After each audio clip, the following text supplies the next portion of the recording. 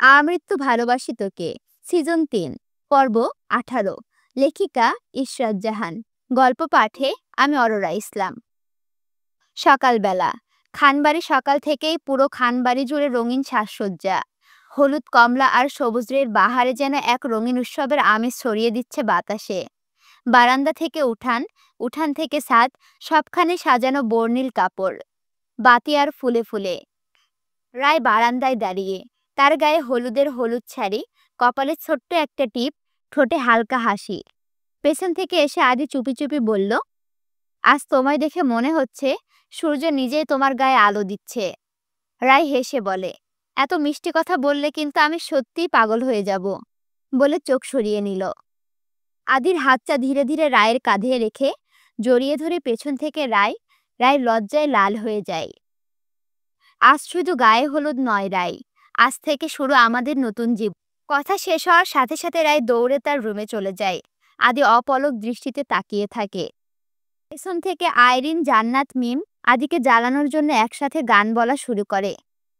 পরে না চোখের পলক, কি তোমার রূপের ঝলক, আমি জ্ঞান হারাবো, মরেই যাব, বাঁচাতে পারবে না কেউ। আদি লজ্জা পেয়ে জায়গা থেকে সরে আসে। বিকেলবেলা গায়ে হলুদের আনুষ্ঠানিকতা শুরু। আত্মীয় স্বজনরা একে একে আসছেন, সাথে উপহার। দাদা দাদি, ফুফু, খালা, মামা, চাচা, কারো চোখে আনন্দ, কারো চোখে জল। রায়ের মা গায়ে হলুদের থালা নিয়ে এলো, যাতে আছে গাঁদা ফুল, হলুদ, চাল, পান। মেঘ, বন্যা, আইরিন, মিম রায়কে সাজিয়ে মঞ্চে বসিয়ে দিয়ে গেছে। মেয়েরা হলুদ শাড়ি, ছেলেরা পাঞ্জাবি পরেছে। প্রথমে শুরু হলো সাংস্কৃতিক অনুষ্ঠান দিয়ে। আইরিন উপস্থাপনা করছে। তানভীর বর্ণার জুটি প্রথমে নাচের মঞ্চে। তুমি রঙে রঙে ভরালে মন। তানভীর কমলা পাঞ্জাবি, বর্ণার হলুদ লেহেঙ্গায় দুজনে যেন মঞ্চে আলো ছড়াচ্ছে। আবির, মেঘ গান করে, চাঁদ সাজের ওই আকাশে, তুমি জলজলে আমার পাশে। সবার মুখে করতালি আর হর্ষধ্বনি। রায়ের চোখে জল।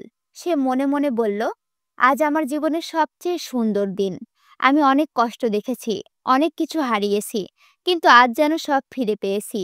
তোমরা যারা পাশে ছিলে, আমি চিরদিন কৃতজ্ঞ থাকব। আর আদিকে তো অনেক বেশি ভালোবাসি। চারপাশে খুশির জোয়ার বইছে। একে একে সবাই হলুদে রাঙিয়ে দিল রায়কে, আবিকে। সবার চোখের আড়ালে আবির হাতের মুঠো করে হলুদ ছড়িয়ে নিয়েছে। মেঘকে খুঁজতে শুরু করে। রায়কে হলুদে রাঙিয়ে সবাই নিজেদের মধ্যে হলুদ লাগাচ্ছে। মেঘকে খুঁজতে খুঁজতে হঠাৎ করে কারোর সাথে ধাক্কা খেলো। পেছন ফিরে দেখে সে আর কেউ নয়, আবিরের হৃদয়ের হরিণী, তার অষ্টাদশী প্রিয়সিনী। হঠাৎ ধাক্কা লাগতেই মেঘ পড়ে যেতে লাগলো। আবির তার কোমর জড়িয়ে ধরে, আর আবিরের হাতে লেগে থাকা হলুদ তার শরীরে লেগে যায়। আজ যেন মেঘকে অন্যরকম সৌন্দর্য ফুটে উঠেছে তার মধ্যে। মেঘকে দেখে কেউ বুঝতেই পারবে না তার দুটো ছেলে মেয়ে আছে, যারা স্কুলে পড়ে। তাদের এই রোমান্টিক মুহূর্ত তাদের অজান্তেই ক্যামেরাবন্দি হয়ে যায়। হঠাৎ আহিয়া ও ত্রিধা তাদের ডাক দেয়, কিন্তু সেদিকে তাদের হুঁশ নেই। তারা হারিয়ে গেছে এক অজানা স্বপ্নে। বিয়েবাড়ির সকলের আকর্ষণ এখন মেঘ, আবির। হঠাৎই সবাই হাততালি দিয়ে হাসতে শুরু করে। সকলের হাসি দেখে তাদের ধ্যান ভাঙে। আবির বলল, মেঘ ঠিক আছো তুমি? মেঘ বলল, কিছু হয়নি, ঠিক আছি। দুজনে লজ্জা পেয়ে যায়। মেঘ একটু বেশি লজ্জা পায়। লজ্জায় তার মুখ রাঙা হয়ে গেছে। রাত ৯টা, বিশেষ চমক। অচমকা আলো নিভে যায়। তখন মঞ্চে উঠে ত্রিধা, আহিয়ান, দুজনে ক্ষুদে অতিথি। তাদের দেখে সবাই অবাক হয়ে যায়। ত্রিধা বলে, আমাদের ছোট্ট কাকিমা আর ছোট কাকুর জন্য একটা চমক গান। তুই ধরা না দিলি আমি ধরা দেব। আত্মীয় স্বজন মুগ্ধ হয়ে দেখতে থাকে তাদের পারফর্ম। এরপর আহিয়া, তৃষা সকলে মঞ্চে উঠে নাচ গান করে। শেষে সবাই একসাথে গেয়ে ওঠে, আজ গায়ে হলুদ, কাল বিয়ে, শুরু হোক ভালোবাসার এক নবতর স্বপ্ন।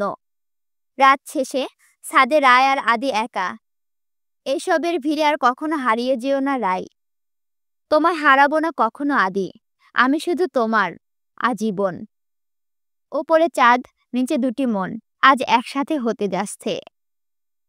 এই যে উপন্যাস শুনছো আর সাবস্ক্রাইব না করে চলে যাচ্ছ, এখনই সাবস্ক্রাইব করো। যারা এখনো সাবস্ক্রাইব করোনি এখনই সাবস্ক্রাইব করো এবং আমার ফেসবুক পেজটি ফলো দিয়ে আমাদের সাথে থাকো।